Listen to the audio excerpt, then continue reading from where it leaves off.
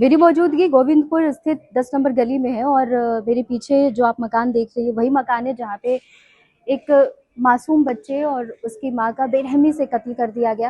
हालांकि पुलिस अभी जांच में जुटी हुई है और अंदर फॉरेंसिक की टीम जो है वो उनकी मौजूदगी है। आसपास के लोगों का कहना है कि सुरक्षा व्यवस्था जो है वो गोविंदपुर इलाके की अगर खास तौर पर बात करें तो वो सही तरीके से नहीं है। ये वो ग्राउंड फ्लोर है जहाँ पे उनका पूरा परिवार रहता था और पड़ोसियों का कहना है कि मृतिका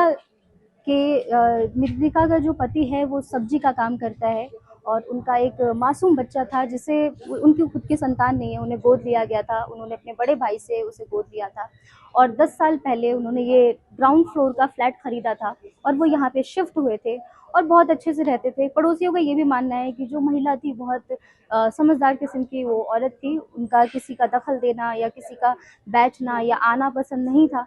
तो वो बहुत कायदे से रहने वाली एक महिला थी और बहुत जैसा कि लोग कहते हैं कि यह आसान नहीं है कि कोई भी किसी के घर में दाखिल हो जाए। तो आशंकाएं ये भी जताई जा रही हैं कि कोई किसी ने रेकी की होगी।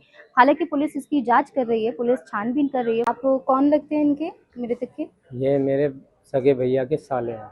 अच्छा, तो आपको कैसे कब सूचना मिली? ये मेरे को सूचना मिली हमको लगभग में 1 बजे।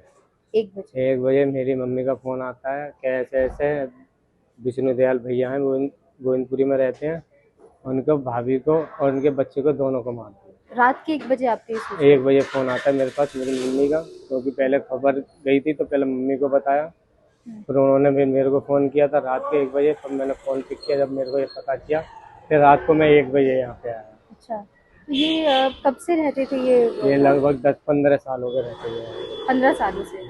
और इनके हस्बैंड क्या करते हैं मृतिका? इनके हस्बैंड सब्जी का काम है इनका। हाँ। बाजार का काम करते हैं सब्जी में।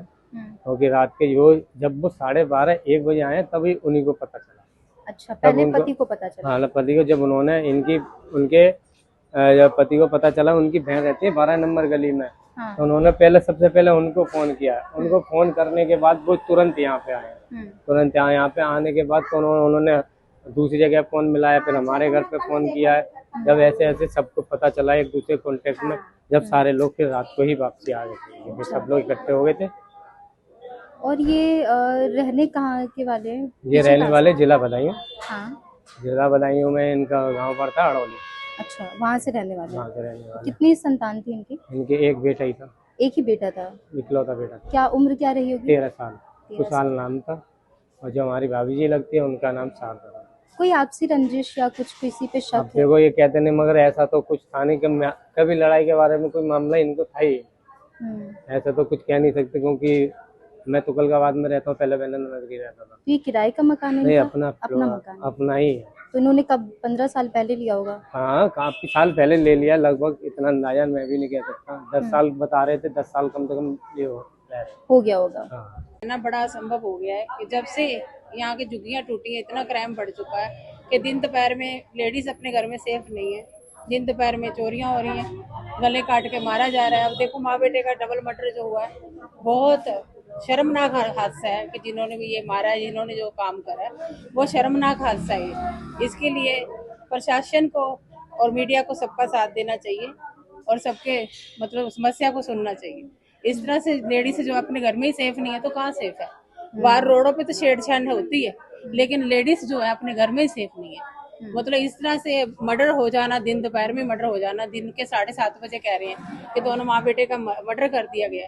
और एक ही करी होगी, हो सकता है किसी ने, और दरवाजा खुलवाया होगा। कैसे खुलवाया है, माँ बेटे को कैसे मारा? कहते 10 लाख रुपए कैश था और कुछ गोल्ड है, कुछ चांदी है, वो ले गए हैं। और शर्मनाक हादसा, इसके लिए बहुत ज़्यादा शर्मनाक है। ये चीज़ इतनी शर्मनाक है कि महिलाएं जो हैं, लेडीज कहीं भी सेफ नहीं है, ना गलियों में सेफ है, ना घरों में सेफ है। ठीक है ना? रहते कहते ससुराल वाले मार देते हैं लेडीज को, कि दहेज के पीछे मारा जाता है। ये चीजें जो प्रशासन को उठानी चाहिए, प्रशासन को सबकी महिलाओं की सुननी चाहिए कि महिलाओं की खास लिए महिलाओं के लिए कोई कानून बनाया जाए, ऐसे कोई सेफ्टी बनाई जाए, या कोई शाम को कोई फोर्स लगाई जाए कि लेडीज अपने घर में सेफ रह सके। फोन छीन जाते हैं, छुरी मारी जाती है, पैसे छीन जाते हैं, कोई पुलिस वाला देता नहीं है, तब काम होते, चोरी होने तब होती है। फोन आते तो लेडी जाइए तो छेड़ते हैं, अभी फोन आते लेते, फोन छीनते ले जाते हैं। सुरक्षा नहीं है यहाँ पे। सुरक्षा कोई चीज नहीं है। ये जुदी वाले पूरी रात घूमते हैं, पुलिस वाले रात घूमते नहीं है, कोई नहीं करते। ज्यादा तो मार भर जाए तो फोन छीन ले जाए, कुछ नहीं होता। पहले अच्छा सी, अब बिल्कुल अच्छा नहीं है। जिसके नाम से गोविंदपुरी पई है ना, हमारे हर गोविंद चौधरी सी, उनके नाम से ये पूरी गोविंदपुरी थी। ये सारे झंडिया वहाँ कांग्रेस का मेंबर सी, तो हर कांग्रेस दीवा तो बेला दी जोड़ी थी, उन्होंने टक्कर होती सी। वो रहते सी पहले पाकिस्तान से आए थी।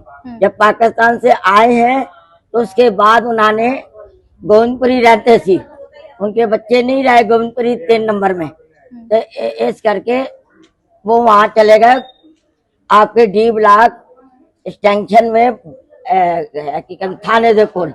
उन्होंने उत्थे अपना मकान उत्थे बनाया। उन्होंने शॉप बच्चा दी इथे कृष्णा मार्केट के अंदर हैगी।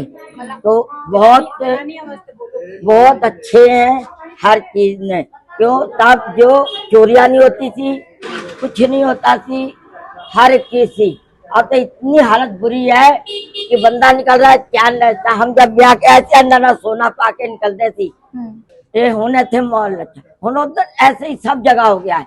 बंदा गलियां से निकल नहीं सकता, चाहे कालका जी हो, चाहे गोविंदपुरी हो, चाहे एक्सटेंशन हो, चाहे डी ब्लॉक हो, चाहे सी ब्लॉक हो, चाहे एच ब्लॉक, कहीं अब कोई सुविधा नहीं है।